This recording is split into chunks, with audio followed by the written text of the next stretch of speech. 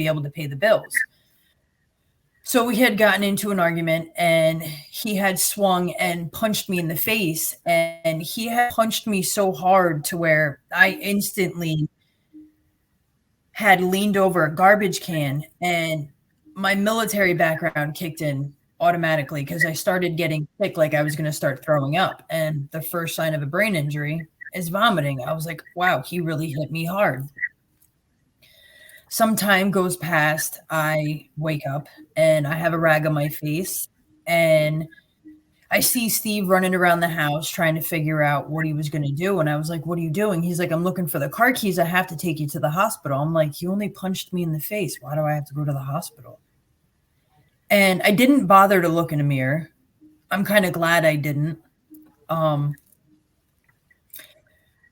Right before Steve had actually punched me, he had pulled a 12 gauge double barrel on me.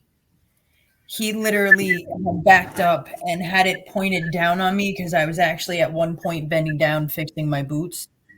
So he had it pointed down on me to where I actually looked up like this and I saw a barrel of a gun.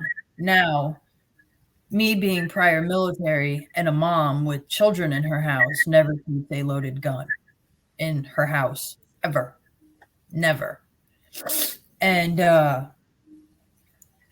but it's still a gun. It's still a scare tactic. So I was not going to try to call his bluff, and I'm so glad I didn't. So after he saw me starting to cry, he had pulled the gun away and went and put it in my bedroom. My adrenaline was so through the roof because the gun was pulled on me that there was no way I was making it out of my house fast enough without him catching me physically. So we had started arguing. He winds up punching me in the face. I wake up after I got sick, and he's looking for car keys and tells me he has to take me to the hospital. So meanwhile, the whole time I had the car keys in my back pocket, and the house keys are attached to the car keys. So everything's in my back pocket. And I go out, I start the car, I sit in the passenger seat, and I'm laying in the back like this with a rag on my face, doing this, giving him directions on how to get me to the hospital. He legitimately drops me off at the front door to the emergency room.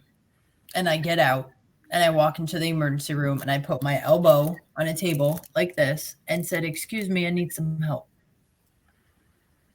Next thing I know, I'm in a wheelchair getting wheeled to a gurney. Everybody's freaking out. And I'm like, what the hell is going on? I couldn't understand why everybody was freaking out. I'm like, I just got punched in the face. What's going on? Cops are coming up to me. State troopers are coming up to me. Doctors are asking me. Somebody's cutting my pants off. And I'm like, I don't understand what's going on. This whole time, no one's talking to me. And so they start rushing IVs in me, and they're cutting my clothes off and putting gowns and blankets on me. And I see a cop come up to me. He's like, "Katie," I said, "Yes." "What happened?" I said, "He punched me in the face. What is going on?" He's like, "Well, you're being life flighted to Albany Medical Center." I said, "What? Over a punch to the face?" And I'm like, well, I'm still walking. I still feel all my limbs. So it's not like my brain's hanging out. I couldn't figure out what the hell was going on. So we get in an ambulance and we get in the helicopter. Now, being the no filter, sarcastic Jersey girl that I am, I actually asked for a window seat in the helicopter because I told them I was Navy and not Army. And she didn't like my joke very much. So the next thing I know, I started getting very sleepy, and I was like, okay, somebody's putting me in a coma, or they're just giving me heavy pain meds. Next thing I know, I wake up. It's Tuesday. Steve shot me on a Saturday.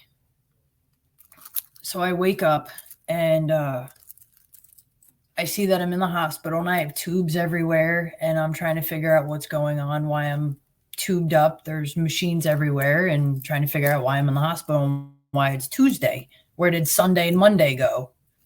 And I remember I started taking the tubes out of my throat. I started extubating myself. And all the alarms were going off, and everybody was going crazy and frantic. And